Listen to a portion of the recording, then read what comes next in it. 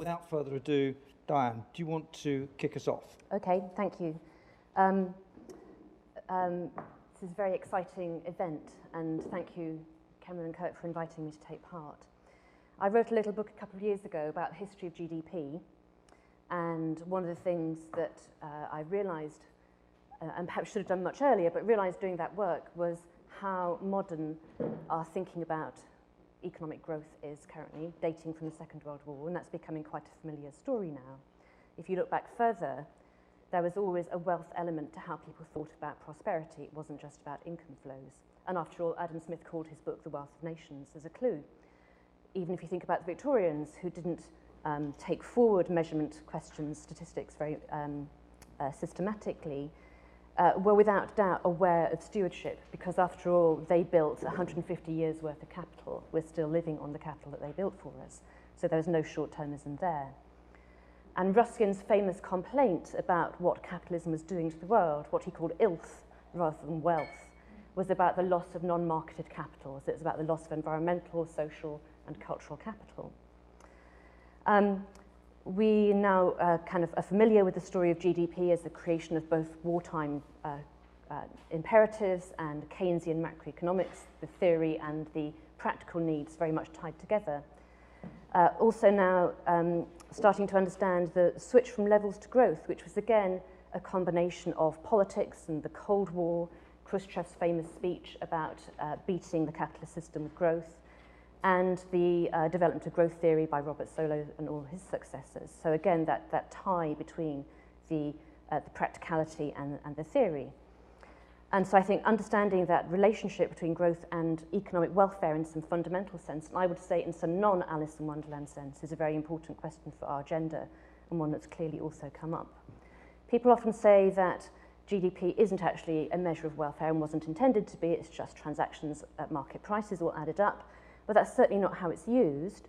And anyway, why would you bother calculating real values if you weren't trying to make comparisons in some welfare sense between countries or over time?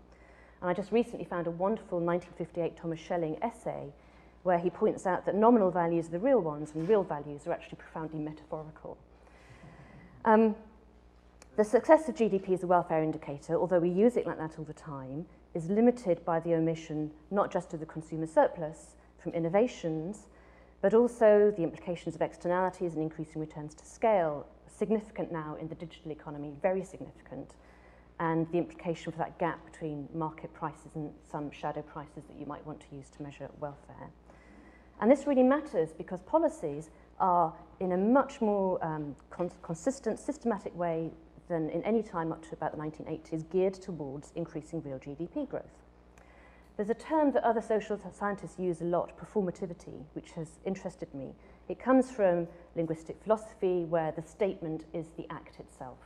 I now pronounce you man and wife. I named this ship the QE2. And the application to economics is that the model or the measure creates the economic reality. And the cleanest example is the Fisher-Black-Scholes options pricing model. It created the options market because previously there had been no systematic way to price the instruments. And actually Fisher-Black, I learnt from reading the essay on this, printed out sheets of prices that he sold around the firms in Chicago to do so. Now, economists are pretty resistant, or at least haven't thought very much for a long time about the idea that the economy isn't real and that the statistics are not just describing something that's out there. But actually, I think we need to bank on that performativity because it would mean that wealth measures could potentially shape economic outcomes in welfare improving ways and more sustainable ways. And tomorrow I'm going to talk a little bit about my chapter, which is arguing that there's a political economy problem and we need to create consensus and build coalitions internationally about this. And there's a question that's about the process of getting from here to there, but there's another set of questions that I'll just finish by flagging up about what's the there. What is the welfare theory, the non-Alice in Wonderland welfare theory, about what this new focus, or this new theory, underpinning a new set of statistics that national accountants can put into practice really ought to be. How do we treat externalities in a rigorous welfare-founded way? What are the boundaries between marketed and non-marketed goods? That old debate coming back because digital is breaking up value chains, breaking down the clear distinction between firms and households, and the distinction between paid and unpaid work within the household sector. What is real in Thomas Schelling's sense, in an intangible, services-based, highly heterogeneous economy, how do you construct a meaningful price index over time? How do we incorporate technical change? How do we incorporate, importantly, that judgment about the future that has to come in statistics that are measuring the present and the past? And can we build that temporal link through some kind of measure of capital services? So I'm going to stop there, having flagged the questions, don't have the answers to them. Maybe our next speaker will. Thank you very much. Before we move on to the next speaker, Cameron raised this question, which I think is going to come up increasingly through the day and into tomorrow, which is, I mean, is your strategy essentially that we should kind of improve GDP in the sense of get the externalities in and so on, or is it that what we should do is not start from there, but start with the building blocks of the different kinds of capital and build up the valuation of the component parts? So when you talk about take the externalities seriously, you could just say, well, yeah, that's great. So we take GDP and we'll price up these things that aren't included and just get a more comprehensive GDP measure. Which of those routes are you, if I've got Cameron's question right, are you sort of going down? I waver about this. The trouble with dashboard approaches is that they are proliferating indicators. Yeah. So there's no focal point there. Yeah. I think it needs to be something much more parsimonious. But I'm not sure that I think that therefore means a single improved GDP measure. Maybe it's 3 or 4 things. Okay, thank you. I'm sure we'll come back to that because that's part of the frame. Now, Pushpam, if we just try and unpack this a bit, as I understand it, your approach is very much about valuing the services. So it's essentially adding back in the things that haven't been in that framework. And that's a neat lead on from Diane's overall critique. Can you just give us your initial thoughts, and then we'll pick up some of the things then, and maybe pass over to Glenn-Marie to show how these fit into the WAVES programme, and then John. Excellent, thanks, Dieter, and extremely pleased to be here. Thanks, Kurt and Cameron. Basically, what I'm going to say is slightly different from what we are discussing, coming from the UN side, who are the users, and that is where the demand for measurement of wealth or natural capital is coming. They are the end users, and in last few years at least, there has been a tremendous demand coming from the conservation lobby that the way we are measuring income or natural capital. First of all, natural capital, I must admit and mention here, is not an agri terms until now. So for last 2 years, the environmental ministers, they have been negotiating the term, whether, and we have been citing your work or the WAVES program, but they say that is one country, that is World Bank, but the negotiated text has so far not mentioned anything about called natural capital.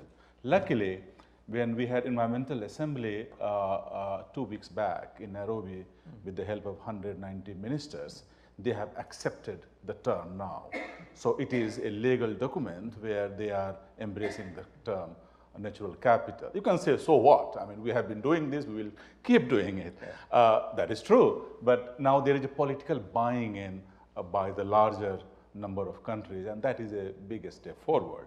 Now, when we talk about natural capital, how it enters into wealth, I think Martin had just mentioned about this, and I'm not going to add anything, but few things which I would like to mention from the UNEP point of view.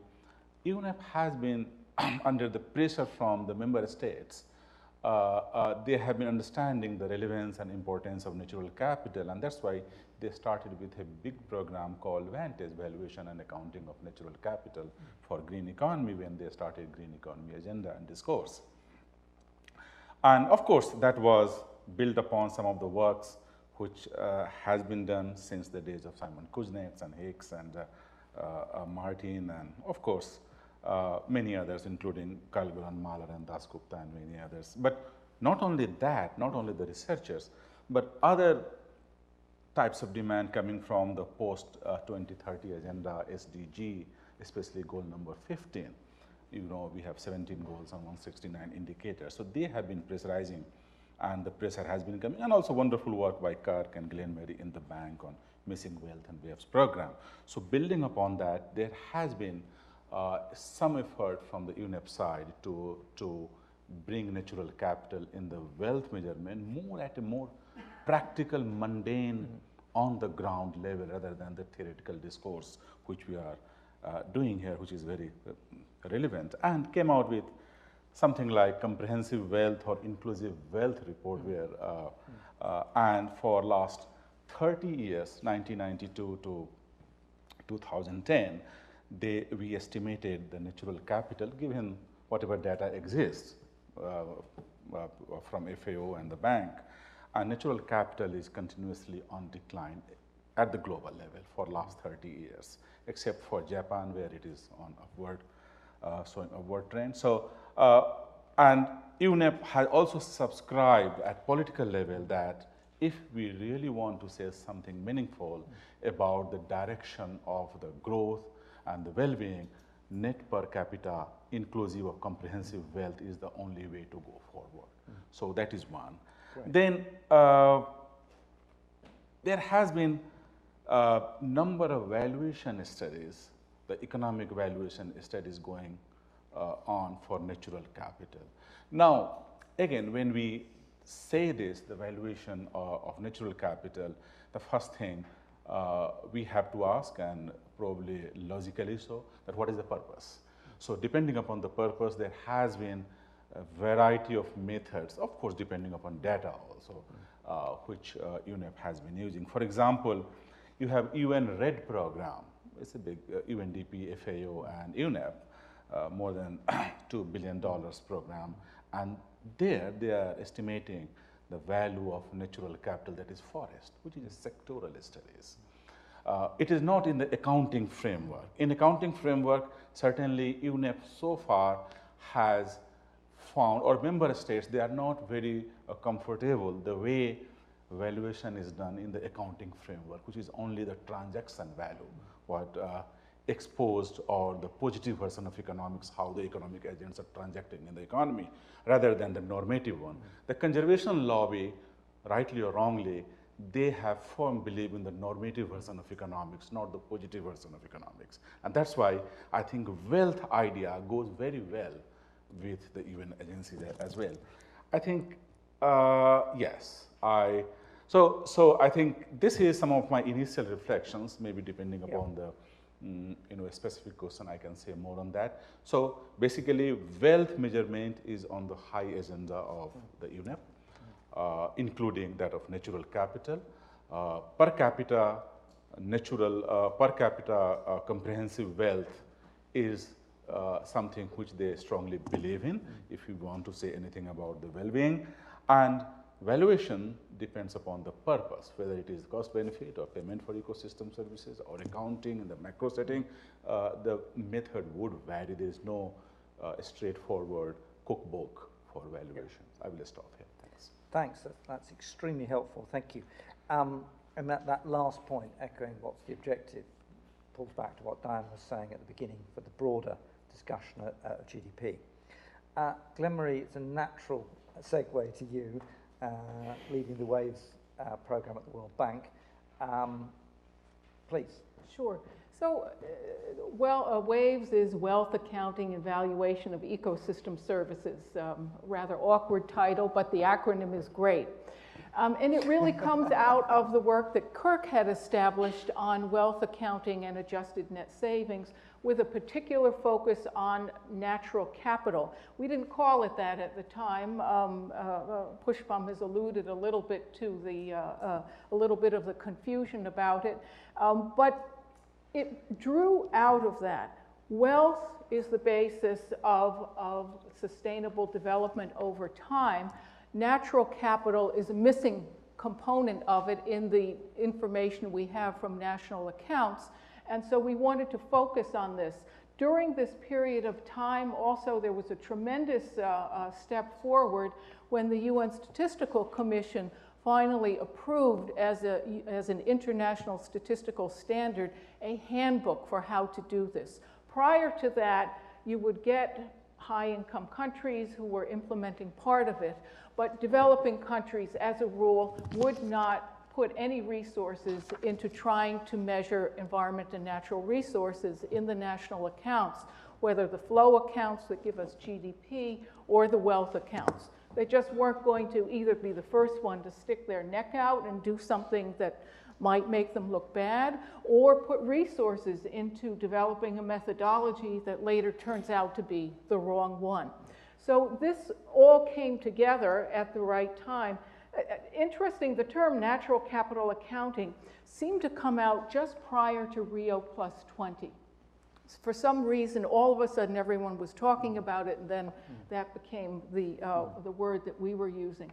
So one of the things that was very compelling, Joseph Stiglitz has some very pithy statements, and one of them was, well, if you were going to lend money to a private company, you wouldn't just look at its income statement, you want to look at its balance sheet. Why aren't we doing the same for national economies? So we made this argument to the president of the World Bank at the time, and he immediately bought into it. So we started with a tremendous amount of support and have been able to continue. Now, our objective is a little bit different from efforts in the past to bring natural resources and environment or natural capital into the national accounts, in that we said there have been lots of workshops, lots of one-off efforts. We need to really be there for the long term to institutionalize this. Just by the way, national accounts have been officially around since the 1950s. There's hardly any middle-income or low-income country that is still not receiving technical assistance in how to improve and implement them. So this is really a long-term effort, and something we need to think of being there for the long term. We're not going to solve problems. New problems will arise. We'll deal with them as we prove that this is useful. So this program is going forward as a partnership between developing countries, although the World Bank has now dropped that term this year because it's no longer very useful since we have such a range of countries, but I'll still use that term, developing and developed countries that have done this, because eventually this needs to be something that all countries do, just like the national accounts, and that's how we're portraying this. Just one comment on this GDP versus wealth. It's not ever going to be one or the other. It's going to be both. They tell us different things, complementary things, and we want to have them both. And the other thing about GDP is we think of national accounts sometimes as synonymous with GDP. GDP is only a tiny little tip of the iceberg. We have 70+ tables of detailed statistics behind it. And arguably, that's what's much more useful and important. So there's room to bring lots into the national accounts, even if we don't put it all into one silver bullet indicator. And that's one of the things that we're grappling with. What kind of indicators go in there? What should we do with GDP? Does GDP change? The biggest challenge for us is measuring, identifying, making explicit the ecosystem services that are not exchanged and don't have values, but they're in there. The supply of clean water, the pollination services, all of this, whatever value they have, is currently attributed to the beneficiary, the agricultural sector, or tourism-related sectors, other sectors of the economy.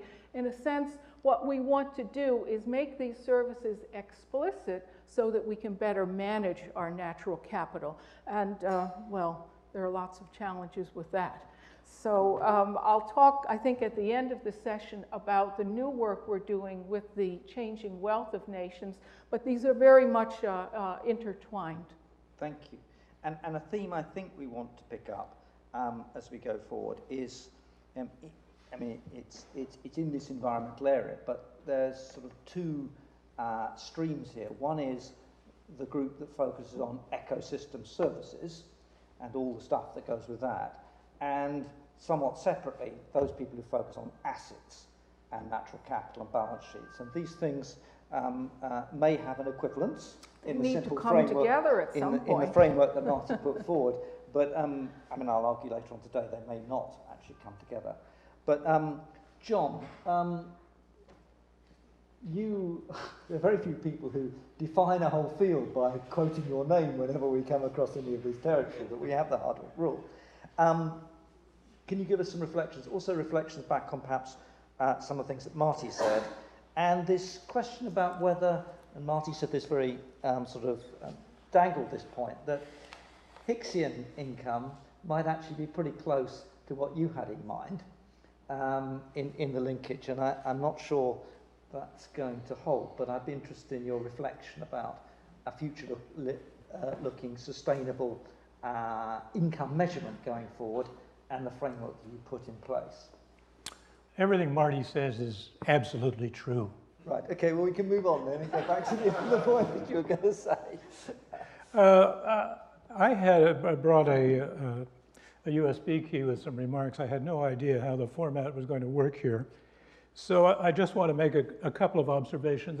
I'm very impressed with the procedures that are going on at the World Bank that Glenn Marie talked about and at the United Nations. I just want to mention one thing that I backed into. At OECD, there are two guys who pull a lot of strings, Paul Schreier and Erwin Dewart, and they've become very interested in natural capital, and they're working on it, and they have an odd methodology, a methodology that strikes me as innovative and historically rooted and so on, called the user cost approach to measuring capital. And there are working papers on this topic, and I think the work is of very high quality. I find the framework that Erwin and Paul adhere to be not something that I find comfortable with. They work in a discrete time framework they attribute to Hicks called user cost, and they don't do anything that violates anything that Marty says, but they employ it in a innovative, hard to get into way, which I think is perfectly valid and perfectly constructive. But the news is that there is a wave out there originating at OECD to do natural capital analysis in a slightly different way that is not incompatible with what people are talking about here. I have a few notes on my USB key, but we can forget about that. The second thing I want to say is that I am 71 years old and have had a huge number of breaks in my career, but one of the largest ones was having Kirk Hamilton walk into my life and to do what I think was a very enterprising, imaginative innovation at the World Bank for many, many years. And I think that his work on combining flow thinking with capital thinking is wonderfully solid and is marvelous, and I hope Glenn Marie is going to be able to keep that enterprise going. And I think Kirk has just been one of the great contributors to world research. My final comment is that about 35 years ago, I had an undergraduate come to me and suggest taking Canadian NNP and treating it as interest on national wealth.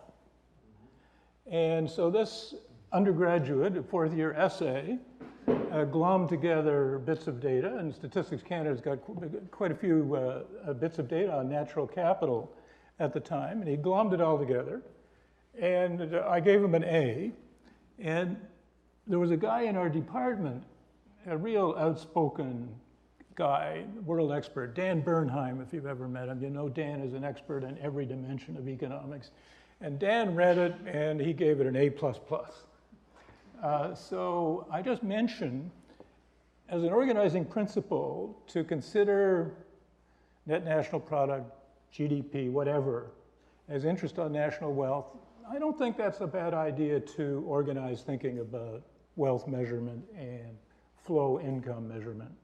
I'm not sure how it fits exactly into Marty's framework, but I don't think it would contradict anything that Marty said here today. Thank you. John, thank you very much indeed. That's great. Thank you for all those comments. We've got 15 minutes for discussion and questions. Most people know most people, but not everybody does. So would you please say who you are and where you come from when you raise a question? And I think there's one over there, please. Yes. There is a microphone too. Mariana Mazzucato, Sussex University. I have a question about, sorry, I'm trying to see you guys. Rent. So in terms of income, but literally, so I mean, we all know that GDP can be measured in different ways. It used to be with the classical political economy that we had sort of a theory of value, which then went to our theory of price. And that theory of value actually at the time was also linked to what we included and what we didn't include when we were looking at different types of growth measures. Today what we have is we have a theory of price that determines our theory of value, and that itself has actually caused all these problems that then we sort of work with idiosyncratically, like, oh dear, finance isn't included, and all of a sudden we determine what parts of finance are included or imputed rental income. So I'm just wondering, what do you think has happened as value theory itself has changed to the concept of rent? And today, with our GDP measures, is there a problem that there's a lot of rent included that is being confused with profits? And in some ways, what we've talked about just now and this morning hasn't sort of brought that out as perhaps one of the biggest problems we have. Okay, so it's a concept missing in Marty's list, the inclusive and comprehensive approach, rent and GDP. Diane. I'd want to think about that some more, but I think it's certainly the case that if you're attributing any kind of welfare properties to GDP, which people do in casual conversation all the time, behind that isn't some assumption about competitive markets and no externalities. So I would put that in my bucket of things that actually we need to sort out the basic welfare economics of. If we're going to attribute any welfare significance at all to the measures that we're looking at for the national economy. John, do you want to comment? I think it's a total mess if you're doing empirical work on profits in rents. In theory, I have no problems with rents. I've never tried to. I have tried to measure rent on 2 or 3 occasions and group together various bits and pieces of stuff. But yeah, it's really tough to distinguish between them. You know, one of the things about Marty's paper that he's been criticized, I think, by friends of mine for the way he has consumption in his model. And he doesn't have utility of consumption that we all know is the correct way. He has consumption naked in there. And the thing is that if he puts utility of consumption in his model, we can think of business cycles that consumption goes up and down around his trend line, and that it's the utility of consumption that is going to be going up and down. And this is kind of related to profits and kind of and Friedlander kind of rents, I think. But yeah, it's really hard. Bill, you want to come and then Marty? Okay.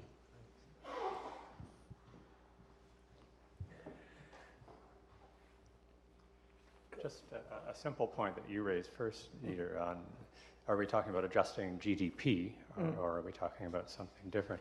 I mean, in the theory, and it's implicit in Marty's model that if you said rather than talking about GDP, you talk about net national income, so a net measure, then growth in net national income will be proportional to the change in social welfare, the change in present value of consumption.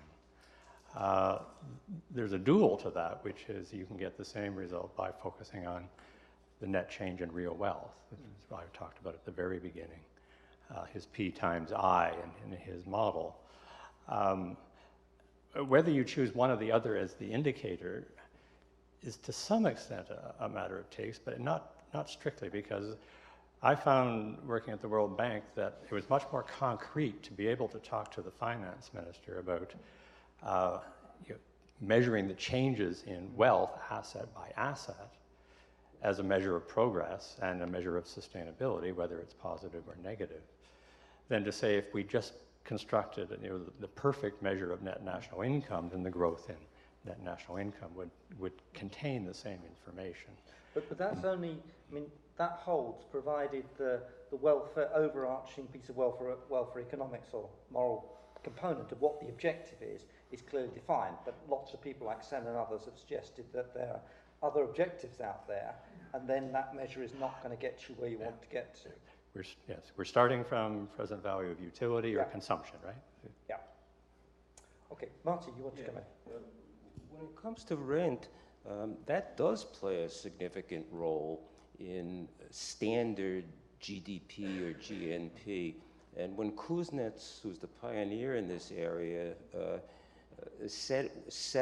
first set out a series of to what to him was comprehensive national income or national product, he took a very practical stance where if things were difficult to measure or were controversial, he tended to leave them out. There's lots of, do criminal activities get included in national income or not? Well, he decided they do not. He had some story about that. A big issue was how to treat in America anyway, especially in America, how to treat owner-occupied housing. And what Kuznets did, that it was too big to ignore, even though it was complicated or some imputation had to be made. And Kuznets said we can't ignore this, and made the imputation that you start there from the value of the house, and then you try to ask what would the rent be.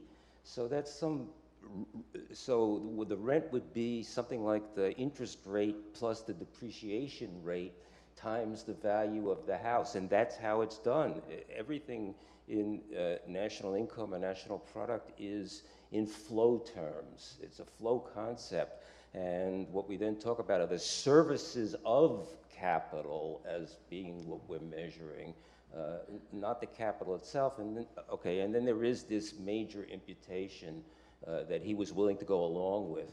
Other things, I think he would have, well, he wasn't a big-time theorist, but I think he would have agreed that it's really net national product that we're after rather than gross national product. And the reason we use gross is because we don't know what depreciation is. If we knew what that was, it would be better to work with net. And he ignored depletion of natural resources, although I'm guessing he would in principle say this ought to be included, but it's too amorphous and it's too complicated, and I'm just going to disregard it. But the interest in rent sort of dissipates in a kind of neoclassical framework. But the classicists, which you were referring to, Diane, were really interested in rent because they were interested in the implications for the distribution of income and the classes that went with that. And that question kind of gets lost when we go into GDP. So rent as unearned income, right? Transfer of existing wealth versus creation of new wealth. That's what I meant. Yeah, and linked to the notion of a property right and the accumulation of returns by virtue of having the property right. And I think, Diane, that's what you were getting at when you were saying part of this is left out. And this prior set of questions, so what Marx would be concerned about is very different from what a neoclassical would look at. And Higgs bundles this all together. There's no distinction whatsoever in any of this framework. And same with Lindahl and same with Fisher, I think. But even Adam Smith, for him, the word free market meant free from rent, right? Yeah. And he had a very strong concept of what rent was. Yeah. We don't have that anymore, do we? Yeah. But I mean, just to tease this out a bit further, do we think it's a legitimate exercise to conduct this, if you like, valuation exercise in GDP terms or corrected GDP terms, separate from the income distribution issue and the accumulation of the factor inputs? Or do we think, like the classicists did, that these are the same kind of question? And Diane, you do this in your book too. You clearly set out this broader framework.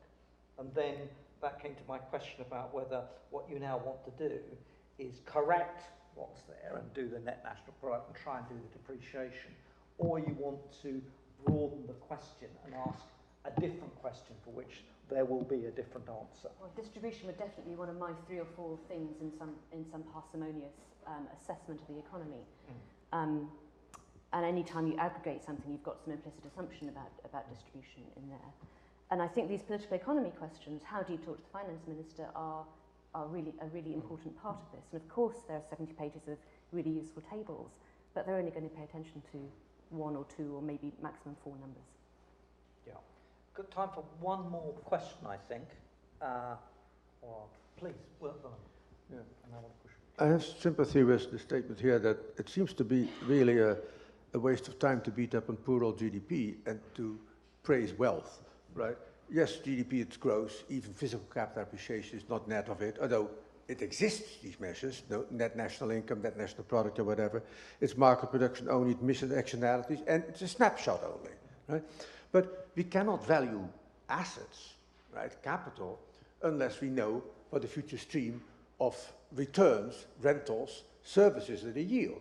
And when you add these up, then you get proper national income, right? So there really is no conflict, right? You need them both. You can't do the one without, you can do flows, instantaneous flows without the wealth. It's not very interesting. You can't do the wealth without predicting the whole future range of flows. And I think the whole stock flow distinction is also arbitrary. I mean, Victor de Ploeg's paper, right, talks about this permanent income notion. Permanent income is not a way of annuitized wealth, right? And so really, let's look at being comprehensive, one, right? and inclusive, and get the longest view possible. Basically, what we're approximating is the intertemporal budget constraint of whatever entity we're looking at, right? And that has stocks and flows in it. But in that conceptual frame, I mean, I'll argue this later on today, but I think there is a distinction between assets and wealth. Okay, whereas I mean, I think you have almost kind of the circular theory. No, not assets. And wealth is the sum of all assets. It's a difference between wealth and individual bits of capital. I mean, there's Piketty's terminal confusion, right? He sort of ended up putting wealth in the production function. They're productive inputs, right?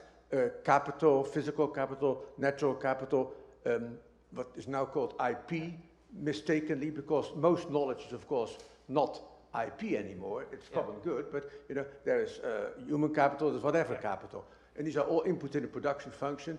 And if you do it right, then you can get some stories out of that. But wealth is simply the sum of the value of the assets. No, I understand that point. I'll come to it later on today, but it comes back to what the question is you're trying to answer. If you're trying to provide people with capabilities and options within which they might be able to live a good life, yes, that's a distinctive welfare approach from saying this is about essentially utility or consumption maximisation through time. Yes, that's why I'm talking about the intertemporal budget constraint. That can be subject, that can constrain satisficers, pessimizers, or optimizers. It doesn't make any difference. Well, I'll explore it later on this afternoon, but I think there is a distinction about what the welfare criteria is underlying this, and there's a distinction between taking a fairly utilitarian approach to this and taking a position based on capabilities and the kind of arguments that Sen would have advanced. I leave all welfare economics out of it. Okay, I won't, so that's fine. We had several questions hanging. Glenmarie, one I just really did want to get an answer from you right at the close of this session is this point about whether to go at it by doing essentially ecosystem service assessments. In other words, there's nothing extra that's been added other than just doing those empirical cost-benefit type assessments and coming from the asset direction. Because you see this argument between, we were discussing it earlier, between different protagonists in this field. And you've taken a very, I think, asset approach, but I may have got that wrong. Yeah, let me just say something about where the international community is with this. So the System of Environmental Economic Accounting Central Framework was adopted as a statistical standard. And by the way, the only other set of statistics that is a statistical standard is the national accounts. And it's working on accounting for ecosystems. So we have been leading work on valuation, since that's something that nobody wants to touch. And what we decided was, at least we think we'd like to measure both the flows and the assets. But the assets so far have posed such tremendous challenges that we're just looking at the flows. Yeah. And we need to get some agreement on that and how to do that, and where we can do that and where we can't, and then we'll deal with it. So, Great. Okay, well, thanks. I'm sure we're going to explore a lot of these themes throughout the course of the day, having been extremely well set up by Marty at the beginning of the day to give us a conceptual frame. On time, let's break for lunch now, and then, Cameron, we're back at 1:30, I think. Yep, thank you very much. Good. Thanks very much. Thank you.